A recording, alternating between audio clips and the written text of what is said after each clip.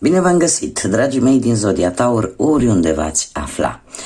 Bine ați venit pe canalul meu, Tarot Flor de Loto, numele meu este Nina, pentru cei care nu mă cunosc și, ca de obicei, mă bucur să vă am alături, atât pe dragii mei abonați, cum de asemenea și pe cei care poate sunteți pentru prima oară aici pe canal. Azi voi face o lectură atemporală, fără limită de timp, o lectură pe care voi să o puteți urmări oricând doriți sau atunci când apare în viața voastră. Desigur, dragii mei, un aspect important pe care nu vreau să-l uitați, tocmai de aceea îl repet la fiecare lectură, și anume faptul că voi vă construiți viitorul, așa că vă rog să luați decât acele mesaje care rezonează cu voi, iar restul, dacă nu veți rezona, puteți să-l lăsați să zboare în univers, pentru că sigur sunt pentru alte persoane, alte energii care într-o mai mică sau mai mare măsură au o legătură cu Zodia Taur.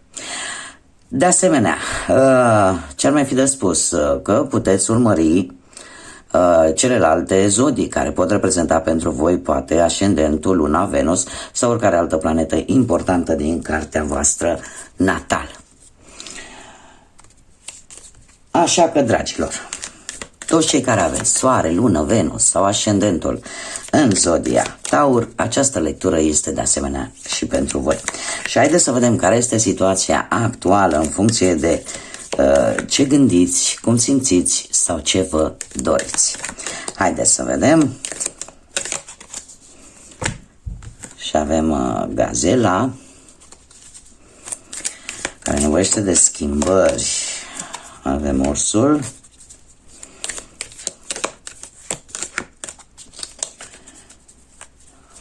Să avut parte de o schimbare destul de pozitivă în viața voastră. De curând avem Ursul și Luna. Dragilor, se pare că următoarea perioadă pentru voi va fi o perioadă de permanente schimbări. Și haideți să vedem, într-adevăr, cu ceva timp în urmă, într-un trecut apropiat, ați avut o schimbare benefică, pozitivă pentru voi. În prezent se pare că, cum să spun eu, ori ați câștigat niște resurse, ori sunteți în căutarea unor resurse. Da? Sau încercați cumva să vă apărați de anumite situații.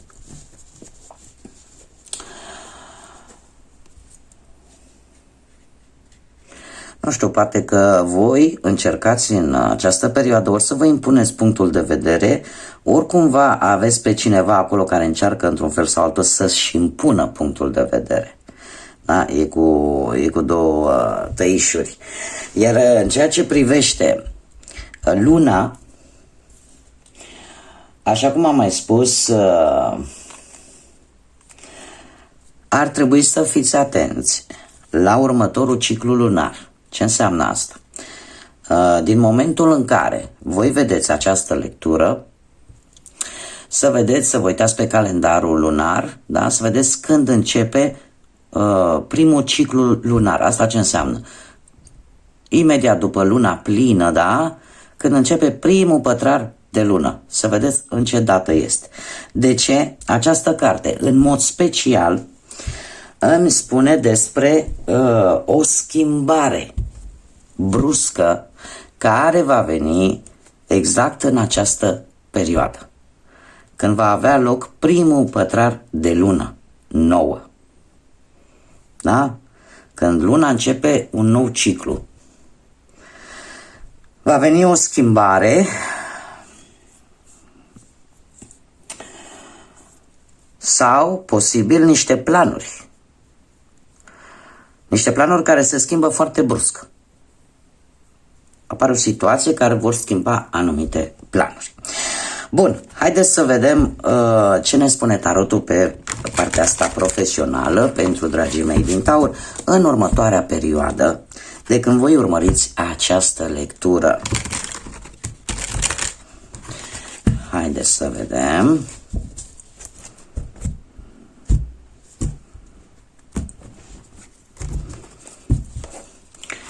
Și avem un 4 de cupe,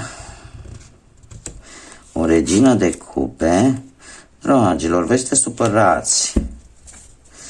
Voi sunteți supărați, sau cel puțin în ultima perioadă că am avut așa mici probleme pe la locul de muncă.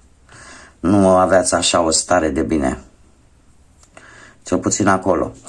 4 de cupe îmi vorbește de acea situație în care parcă te duceai la muncă, dar te duceai pentru că trebuia. Nu aveai așa o tragere de inimă foarte mare să o faci.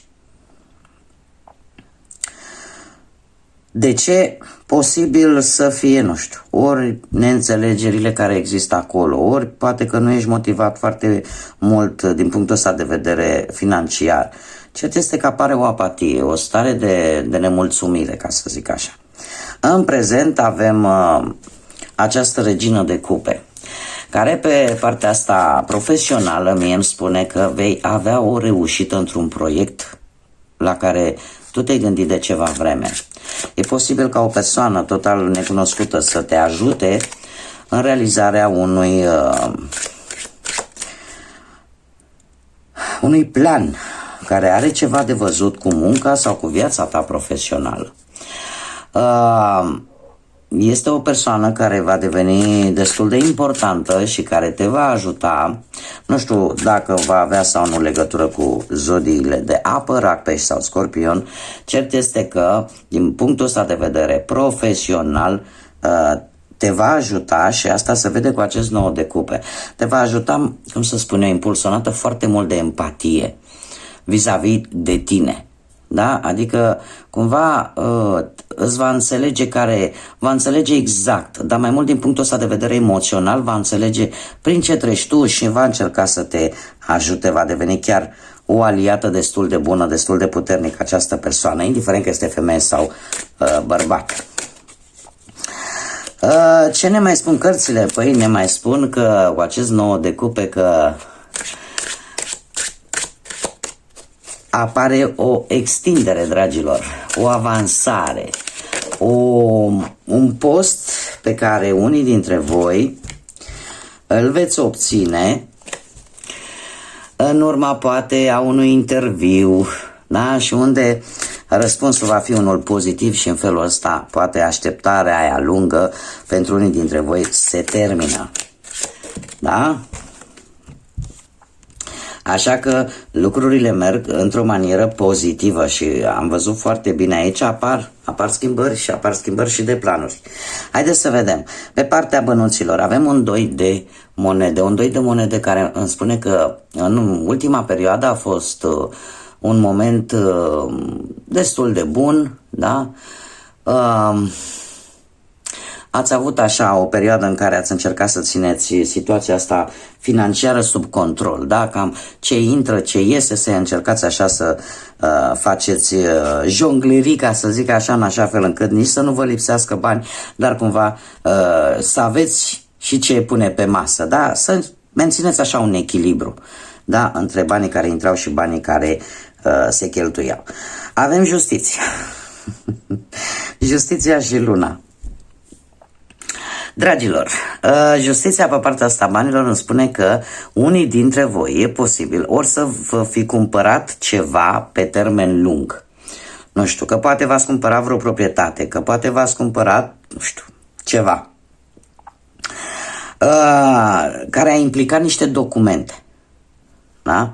A implicat niște documente, ori poate pur și simplu ați reușit, nu știu, să faceți rost de niște bănuți unde a trebuit să se completeze, să se semneze niște acte sau niște înțelegeri sau pur și simplu poate ați recuperat niște bani, da? Printr-o sentință judecătorească sau vreo moștenire, da? Ce se întâmplă? Avem luna. În perioada următoare, dragii mei, aș spune că nu trebuie să, chiar dacă ați recuperat bănuții ăștia, chiar dacă aparent lucrurile s-au stabilizat, voi nu trebuie să vă culcați pe urechea asta, dar păstrați-vă acea precauție și economisiți în continuare. De ce? Luna îmi vorbește de evenimente imprevizibile care pot apărea în viața voastră. Și este ca un avertisment care ne spune, domne, chiar dacă e ok acum și lucrurile un pic s-au mai așezat, totuși nu renunța la a strânge bănuți, a face economii, pentru că nu se știe mai târziu ce poate să apară. Asta vom vedea în lecturile viitoare. Haideți să vedem pe partea dragostei pentru cei care sunteți într-o relație.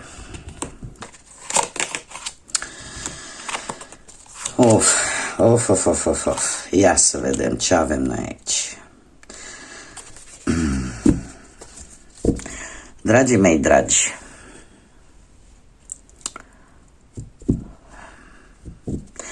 trebuie să vă spun un lucru. Unii dintre voi e posibil să fi trecut printr-o situație cu acest 5 de cupe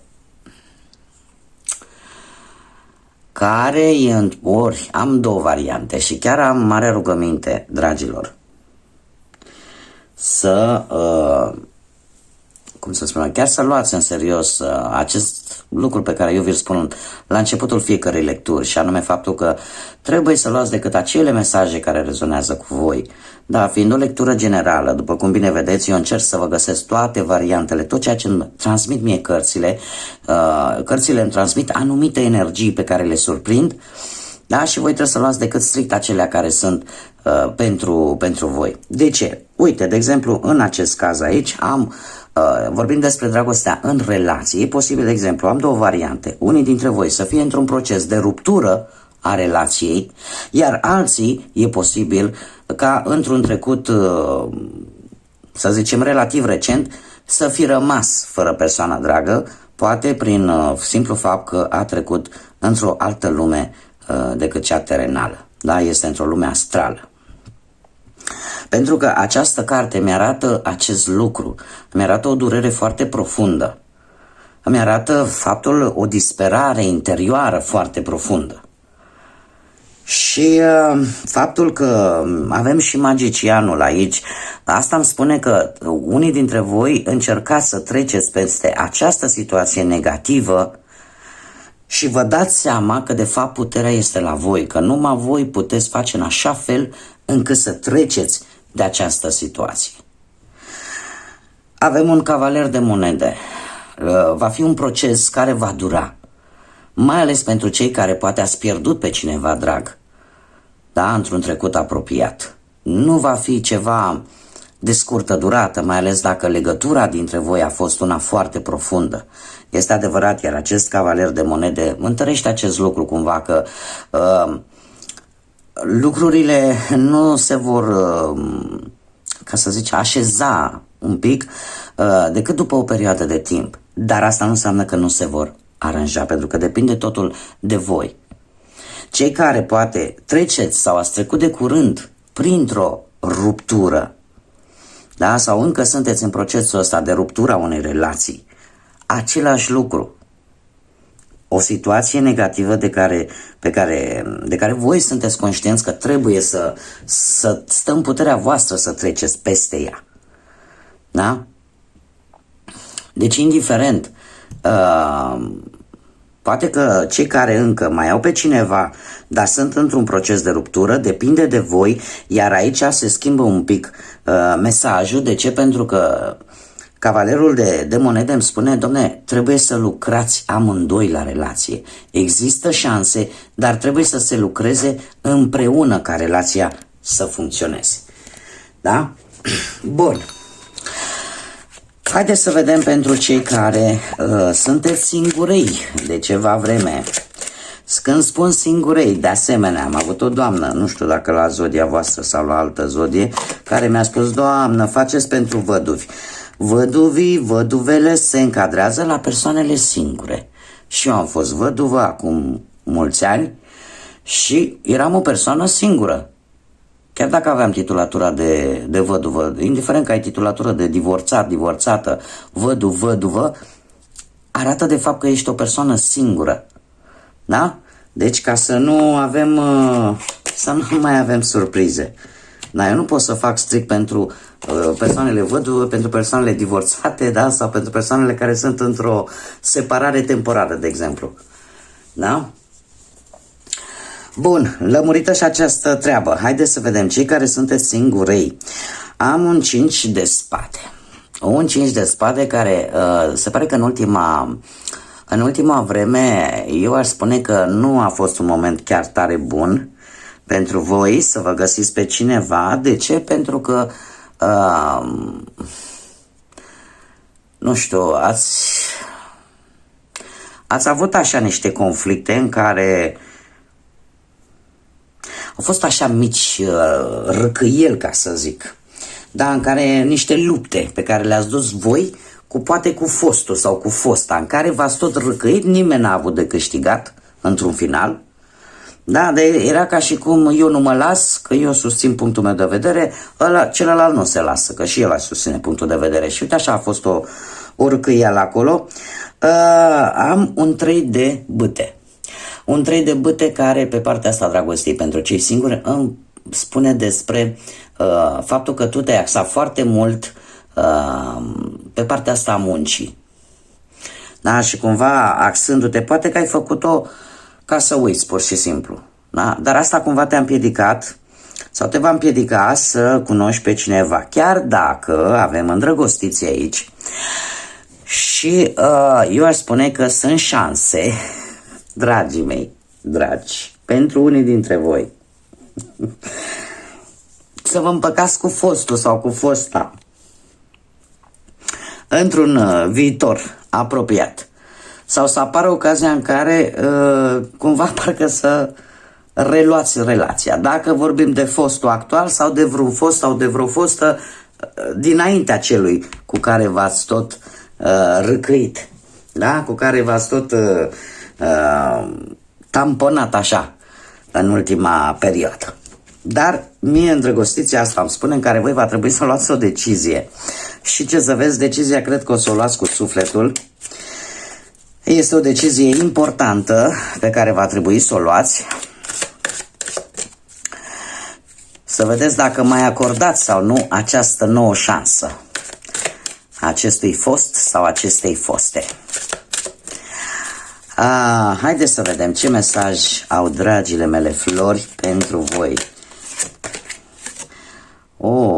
Avem eucaliptul, floarea de eucalipt. Să știți că nici eu nu le știu chiar pe toate, îmi plac florile enorm de mult, am și pe aici acasă. Dar sunt anumite flori pe care au o denumire asta mai științifică așa, nu le știți să le spun, dar la asta da, este floarea de eucalipt și ne spune în felul următor: primește cu brațele deschise. Te-ai rugat și ai cerut ajutor. Acum este momentul propice ca să-l primești. Nu prea am ce să spun mai mult, dragilor. Cumva unii dintre voi ați cerut Universului, lui Dumnezeu, divinității, ați cerut ceva în mod special și ați cerut într-o manieră foarte profundă.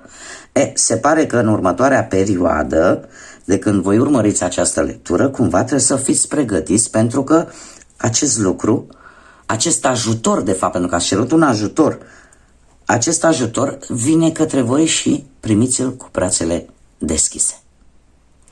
Sau poate cine știe pe cine trebuie să primiți cu brațele deschise. Da? Bun, dragii mei, cam aceasta a fost lectura de astăzi. Eu vă mulțumesc pentru atenție.